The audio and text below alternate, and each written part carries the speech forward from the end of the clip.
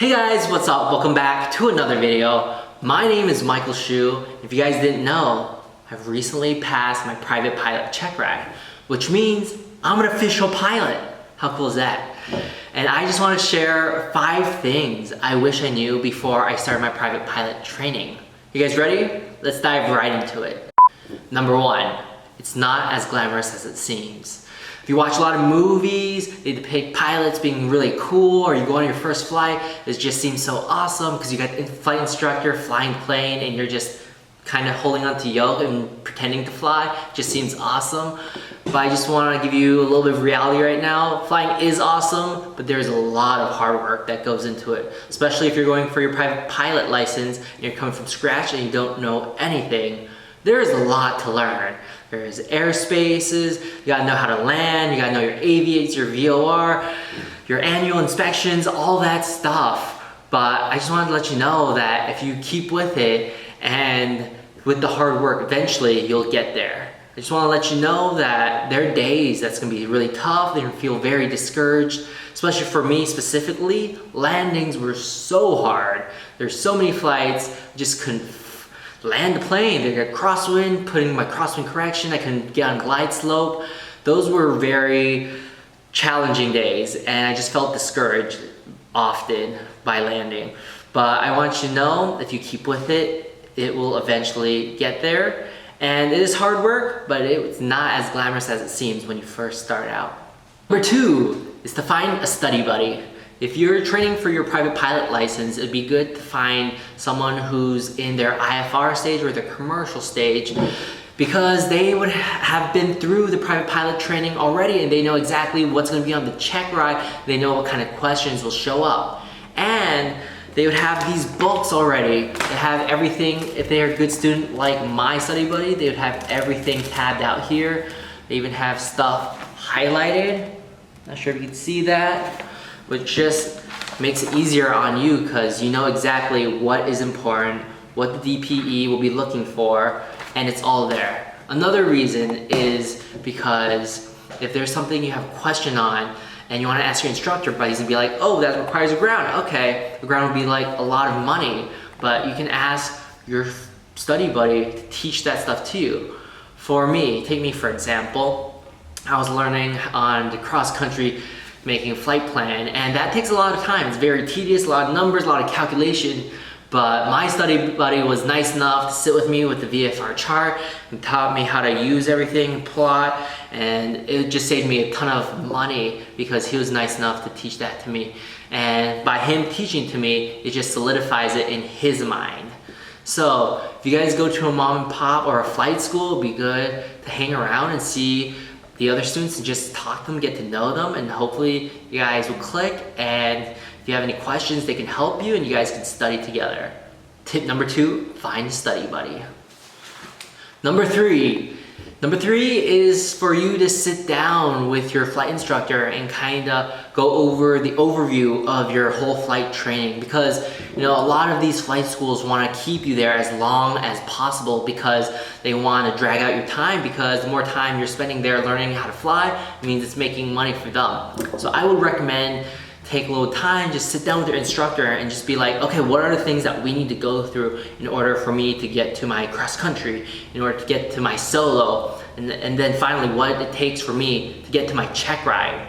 To have everything planned out and scheduled out and seeing how many lessons would make you, first of all, understand how many classes and how much money that's going to be, and it gives you a goal to go after. Without this, I believe the instructor or the schools can make it as long as they want, which will be a lot of time, first of all, and a lot of money. So just tip number 3, I would just recommend sitting down with the instructor and having an overview, a schedule or plan of your flight training. Number 4 is you can say no. I just want to remind all of you guys that you guys are the clients. You are paying the flight school's money, so you are the boss.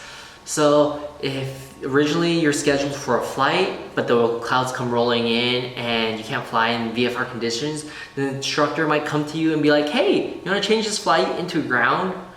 You can say no. It's totally fine to say no. A lot of times when they change a flight to ground, they were not expecting for a ground lesson. So many times these instructors wouldn't have anything planned. So many times these grounds might go something like, hey, what do you want to go over? Or do you have any questions? Instead of asking questions and paying for that ground, you can be at home studying on your own, or you have your flight buddy, your study buddy to ask questions. You have YouTube or Google that if you have any questions, you can search there and use those resources instead of spending that money to answer your questions on the ground. So if there's ever time that you don't want to fly or schedule's not fitting your schedule, or you don't want to have a ground, just say no. It's okay to say no. Last but not least, the fifth thing I wish I knew before I started my training is chair fly. Chair fly is huge. If you guys don't know what chair flying is, I made a video about chair flying here, or I'll link it below. But chair flying just builds that muscle memory so that when you're in the airplane, you know exactly what to do, how to configure your maneuvers, so you're not fumbling and the instructor is not spending extra time teaching you how to configure those maneuvers. Because when you're in the airplane, every second is being paid for. But as where you're at home, you're in front of your computer, you're chair flying, this is free.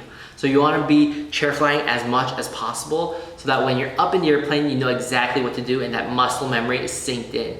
Be sure to chair fly all your PPL maneuvers. You got power on stall, power off stall, you got your steep turn, your slow flight, even do your emergency procedures. You got the ABCD, just so as similar as it would be as you're in an airplane. Just pretend you got ABCD, oh no, emergency, ABCD, A, best place airspeed, 68, B, best place land, here, C, configure, D, declare. You know, do it as similar as to you were in an airplane as possible, because that will save you a lot of time. For all of you guys who are still watching, I just want to thank you for sticking through the whole video. I hope these advice will help you in your private pilot training in order to speed it up and save money. If you guys have any other tips that I didn't mention, please leave in the comments below, because I'm always trying to find ways to save money and increase the speed of my training. And I would love to connect with all you other pilots. And if you have any other questions, please leave in the comments down below. And if you guys didn't notice, I'm filming in this new game room. I recently moved into a new apartment for the American Airline Cadet Academy for the housing here, which is super bougie. If you guys want to see and have a tour of this place, click on the video over there. And if you have any questions regarding the private pilot or the American Airline Cadet Academy, please let me know. Don't forget to hit that like button, hit that subscribe button, follow me on Instagram, and I'll see you guys in the next video. Michael Shu, out. Bye guys. What was I gonna say again?